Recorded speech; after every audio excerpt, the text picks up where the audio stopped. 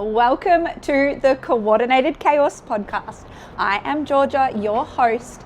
I'm just your type B bestie going deep on all things building a business behind the scenes, women's health, and life's defining moments. Welcome from Perth, everybody. I told you guys that this podcast was going to be a little bit rogue, a little bit bootstrap in the beginning, definitely. So today we're filming from Perth. Let's get into it. Okay, so before we dive into today's episode, I wanted to go through some of the honest thoughts that I've had since the last episode, just to keep the thought processes of starting a podcast real for you. So some of the thoughts I've had. I've bitten off more than I can chew. Who do I think I am? I'm not special. How can I make this podcast stand out? How am I doing compared to other podcasts? And that's on the comparison trap. We might do an episode on the comparison trap. What if people don't like it? What if I offend people? And maybe I shouldn't share everything. But also on the flip side, I've also been so blown away by your support and your messages. I actually still can't believe that people are listening to the podcast on Spotify as a platform, and even seeing people playing my podcast on their CarPlay was so surreal. So I just want to say thank you for the support so far. It doesn't go unnoticed and it means so much. So if you do love what I'm talking about on this podcast, please comment, engage, like, share, follow on Spotify, all of the things, because it makes a massive difference in reaching more people. And yeah, just really grateful for all the support so far. So today's episode, it's like the first real episode. The intro is just the intro and it's not too juicy, I guess, but I knew that this one had to be good. So I was tossing up between a couple of different topics for today's episode to make sure that I chose the episode that was gonna grab your attention the most, I guess, and keep you wanting to listen more. And if you did listen to the first episode, you will have already heard about what some of my life-defining moments are. So today's episode is going to be about that. Side note as well, yesterday on my flight to WA, I was watching Netflix. I had downloaded some episodes, but about an hour into my flight, my earphones actually died. Devastated, obviously. And so I had to raw dog the rest of the flight, which is another 3 hours or so. And basically I pulled out my notebook and started planning episodes. So it was this one and another topic as well, which will probably be one of the next episodes that we do. And I handwrote all my notes for what I wanted to say today. So I thought that would be funny to let you guys know that this episode was planned with pen and paper. Another side note as well, classic me, I forgot my tripod. I thought, well, I'm not really going to be filming anything in the gym, so there's no point bringing it, but I use my tripod to film this. So right now you're sitting on a Nespresso machine stand. I don't know, it's not a stand, but it's part of the Nespresso machine and it's just like perfectly balanced right there. And the background's a bit rogue. I wanted to maybe get a bit of the ocean in the background, but alas, this is what we're dealing with today. So like I mentioned, if you already listened to the first episode, you will have heard about this topic, and it is the Great Canadian Adventure. This is my time in Canada when I moved there solo. I traveled there for a snow season in 2019 at the age of 29 years old, solo. But it always wasn't going to be a solo trip. In late 2018, my then partner, he surprised me by buying us both a package with a company called Global Work and Travel. And they're an agency that helps you get a working holiday visa and get set up with like all the things you need, like bank and your equivalent of your tax file number over there, social security, I think it's called, and then just basically set you up the best way possible so that you can work overseas. And it was quite an expensive package. And so when he bought it for me, I was a bit like, oh, why are we spending that much money on this? I had traveled a lot before, whereas my partner hadn't done much travel. So he felt more comfortable using a agency. But you'll see later in this story about why I really feel like this was annoying and a waste of money a little bit. So anyway, he surprised me with this package and we were planning our trip abroad. Originally, the trip was going to be 6 months of snow season, come back to Australia, work for a little bit, and then the following winter in Australia, so like the middle of the year, I had this dream of going to the Greek islands for my 30th birthday, which fell on June 2020. So that was the plan, but I secretly wanted to do longer. Like I wanted to be away for a longer amount of time and maybe just go straight to Europe. But he insisted like we should come home and work more and save some more money and all of the things. By May 2019, our relationship was rocky and we went on a break for a week, in which he immediately went back on the dating apps and he hooked up with another woman in our week break, which I didn't know that was like allowed in that time, but I wouldn't have done it anyway because I was absolutely not thinking of anyone else. I was just thinking of our relationship and is this a break where it's over forever or is it figuring things out, which that's what I thought was a break. Alas, at the end of the week, he came back to me and said, I don't want to be with you anymore. And also I was with someone else. And that's end game for me. I absolutely did not want to be with him again, despite it being so heartbreaking and just like the worst, most painful experience of my life at the time. And upon reflection, I am grateful for this situation, but also it's just hard in the moment. Like I know we've all been through breakups where it just feels so heavy and horrible at the time, but always looking back, you can see the benefits of it happening. We went pretty much cold turkey and didn't speak again. However, we were still engaged with the agency and we had the same agent for our trip overseas. And at this point, he was still planning on going. We'd planned to go to Whistler together because he had a friend there. And then in the wake of our breakup, we didn't talk to each other, but the agent was like corresponding with both of us and helping us organize our trips. But one day I got this message or email from the agency and it basically insinuated like maybe if you have no money, you should look at going to a different mountain because Whistler is quite expensive. And I thought to myself, I don't think I've brought up my financial situation at all in any of these emails to this agent. And I looked back and I couldn't find any trace of me saying anything. We hadn't been on any calls where I couldn't recall saying anything like that.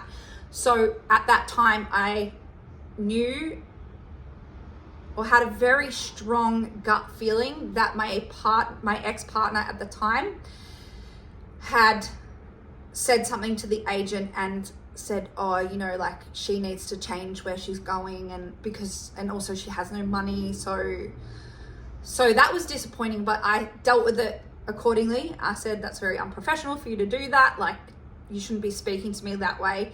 And even if you do want me to change or consider going somewhere else, then I think you should probably provide me with my other options rather than me having to be like, okay, I guess I'll just go and find another place. Like, aren't you meant to be helping me get a job? So they did that, and there was a couple of options that I liked, and I applied for a job at Sunshine in Banff and also Fernie Alpine Resort, which is where I landed. I got a job there and I started working there in December, but I had a few more hoops to get through before departing for Canada.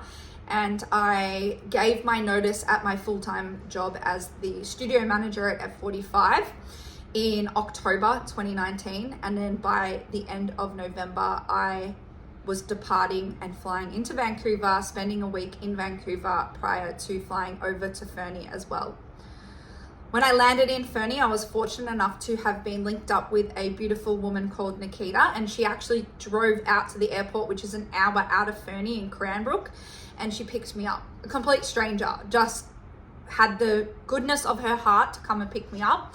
And that evening, the first evening I landed in Fernie, she had dinner or drinks or something at the local pub, which was literally like a 5-minute walk from my house. So I went over and met a bunch of her friends, and that's actually where I met Kirsty, who's getting married today here in Western Australia. So without this experience, I would not be here today. Like, is that not crazy? I feel like that's kind of crazy. And I know that happens to a lot of other people as well. And that's how life works. But it's really nice to reflect back and be like, this wouldn't have happened. This trip wouldn't have happened if I hadn't have gone to Canada solo. Anyway, I also moved in with 2 Aussies, which I had organized my accommodation prior to being over there through like a Facebook group. I live with Brian and Cara, who I also still am in contact with. They currently live in Wanaka, and I just recently went to New Zealand and went to Wanaka. Unfortunately, they were in Japan when we went to Wanaka, but on their way to Japan, they stopped in Melbourne and we had dinner and drinks. And it was just such a cool reminder of like all the people and stuff that I met along the way. So it's really special to still be connected with so many people that I met in my time in Canada. It truly is like a second home to me. So I landed just before the ski hill opened, and it was a few weeks of waiting for the ski hill to open and getting settled in the new town and all of the things and meeting a few new people. But I was just waiting to start work, really. And the ski hill opened, but it wasn't great coverage to begin with. There hadn't been big dumps or anything like that. Slower start to the season in terms of the weather and snow conditions. But alas, we went skiing anyway. I went skiing with Brian and Cara, and on our final run down for the day, on my second day of skiing, I entered onto a cat track a little bit too fast and just had not much control. I was relatively like getting my ski legs back in the beginning of the trip, and I skied straight into a mountain wall, twisted and fell onto my back, and my skis did not unclip. And my knee blew up. I couldn't weight bear. We had to call ski patrol down. We were on this random, like, we barely even knew where we were, let alone like be able to be like, oh, I'm on this run. Like, it was in between, and we were all new to the mountain the first time we're skiing on it. Anyway, ski patrol came down and they popped me onto like a stretcher, wrapped me up, and then hooked me onto a skier, like one of the ski patrol people, and they skied me down the mountain. So all you can see is like trees, sky, snow flying over your face as you're going down to the mountain. Then Brian and Cara drove me to the hospital to get my leg checked out. Nothing was broken, but unfortunately in a small country town hospital, they have no like MRI or CAT scan or anything like that, but they just said like, we'll just go home and rest and see how you go. Anyway, so skiing accident, twisted my knee, couldn't weight bear, had crutches, I had to go to physio, I had spikes in my boot, walking in town in snow. The snow is increasing over the weeks. I couldn't work yet, but I eventually had a modified job, as the ski resort had a really good program for return to work. So they would try and give you a different job where you could do it even if you were injured. So I was very fortunate that that was able to be a thing. I obviously, once I returned to skiing, that was great, but it took six weeks. But I still was able to like be a part of the community and meet people and all of the things. And my friendships with Kirsty specifically, and also our other friend Ned, continued to grow over time, and I spent more and more time with them. And I was struggling because I couldn't work at full capacity. I probably wasn't making as much as I had have hoped, but it was beautiful because these new friends of mine, I remember Kirsty one day like bringing over frozen food that she had in her freezer that I could eat, and Brian and Cara would always cook for us, and it was great. It was absolutely beautiful. And looking back now, I obviously can see that it's a bit shit, but also some great experiences came out of it as well. I also partied a lot. There was a lot of like socializing, and I gained another job as well, working at a liquor store in town, and that was good to help me add extra income. And by this stage, I think I was off crutches as well and able to walk without them. So I could just stand at the till and scan people's alcohol through. And yeah, life was like continuing on. I didn't have much skiing happening. I didn't feel like I improved that much, but I was still having a great time. Fast forward to March 2020. I went to work one morning and there was like whispers of something happening, maybe the ski hill closing early or something like that. No one really understood what, why, when, all of the things. And then I went to work one day with my beautiful friend Claire, and we got a text message saying, shut down the cafe. Like, no one had come to the ski hill that day, but they just said, shut it down. We're not reopening this season. Like, this is it. And that was COVID. Lots of uncertainty and lots of unknowns, but I just felt like I wasn't done yet. I'd hurt my knee. I hadn't had a full ski season, and it just felt like I hadn't learned everything I needed to learn yet. And I remember calling my mom and she's like, are you going to come home? Like, everything's really uncertain. And I just said, I'm just going to stay. I had some really good opportunities as well, that in that Ned's sister lived in town and had her own place. And she said that if worse came to worse, that I could go and live with them there, which was really lucky as well. And obviously I had the support of a lot of other friends too.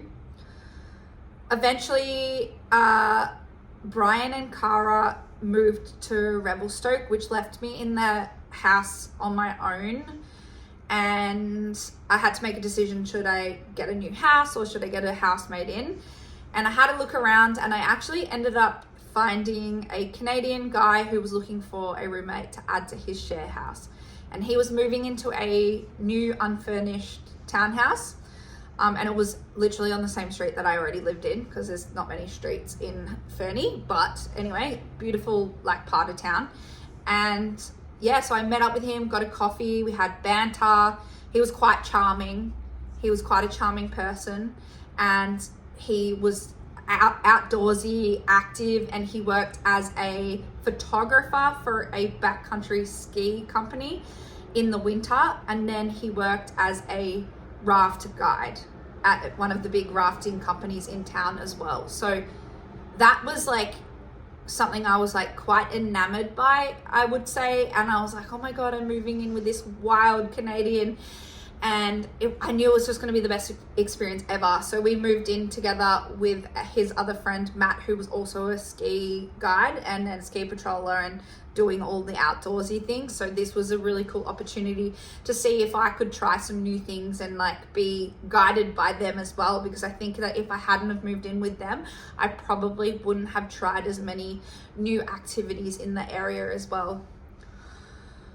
But alas, I could speak for literal hours about all the exciting things that happened to me for the following 2 years, because I was there in total for 3 years. But what I really wanted to speak about was the lessons and the growth that I had from moving to a place where no one knows you. Moving into a town or a place or a country where no one knows you, it teaches you so much confidence and resilience in ways that you don't expect. As someone who grew up as a people pleaser, or what I identified with as a pushover, was that I realized that I was actually able to form new opinions and perspectives and think differently to others. Because when I was living at home and I grew up in my bubble and whatever, I just thought like I had to be, I guess like in line with everyone else and like agreeable, that's a good word for this. I had to be agreeable with everyone else, and that thinking differently wasn't going to be accepted. But moving abroad, you realize there are so many different people with so many different backgrounds and different expectations. It also taught me that you need to communicate. The importance of communicating your needs, right? It's our sole responsibility to communicate our needs, our expectations, our boundaries. And it also taught me that no one can read your mind and you can't read theirs either. So make sure that you communicate what you need, communicate your boundaries, and stay strong with them, even when it feels maybe like a bit risky or a bit of tension. It also taught me that you can't be everyone's cup of tea. In relationships, in friendships, in workplaces, you can't please everyone and be likable or agreeable, like I said before. And it's not always personal.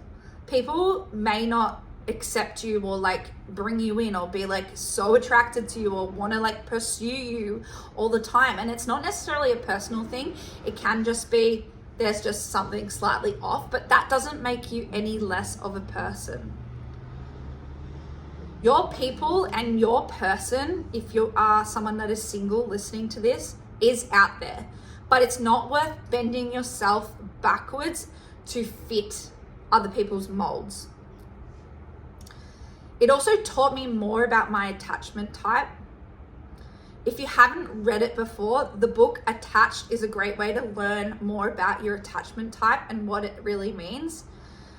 It helped me understand why I feel so deeply and why I fell so hard in relationships in the past, and breakups always feel so visceral, painful, heart-wrenching.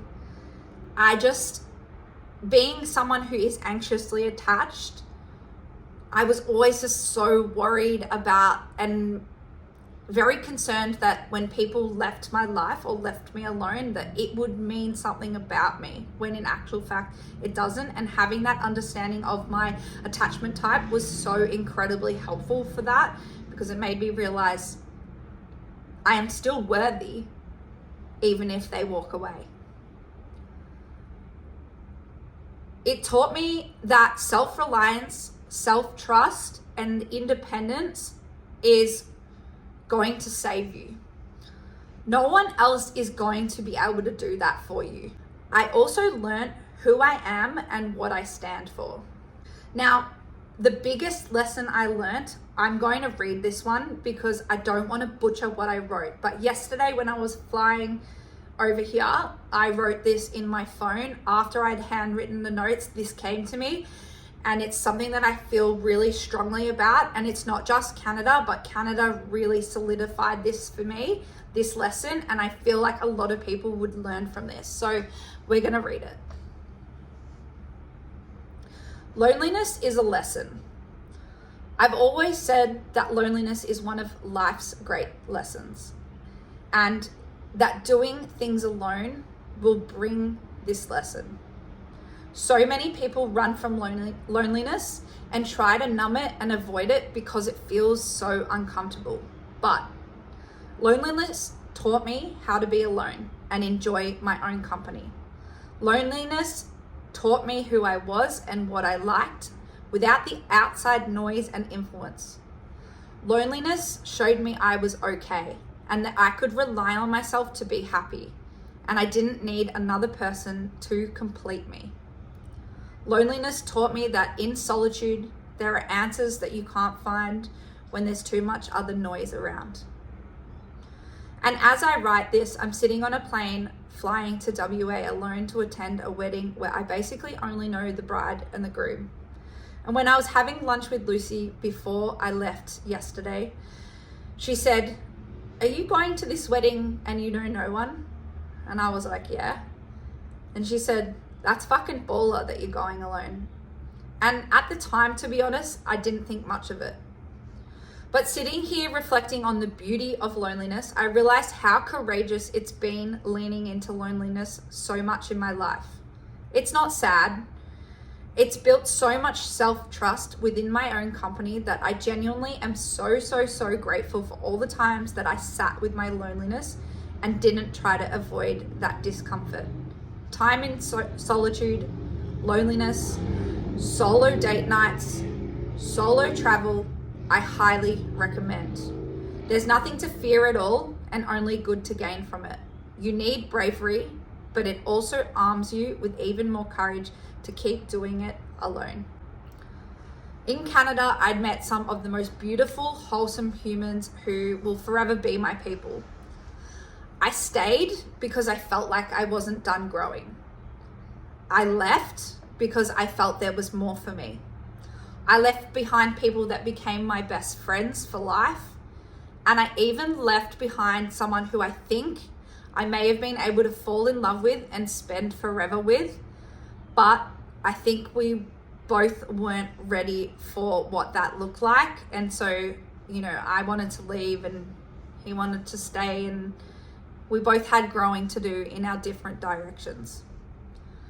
My advice to anyone who wants to travel or move abroad but is scared of the unknown is to do it and don't look back. Embrace the shit because it makes for a great story. It's fucking scary and it's also thrilling, and you will learn so much about yourself that it's insane. To finish up today's episode, I have a prompt for you.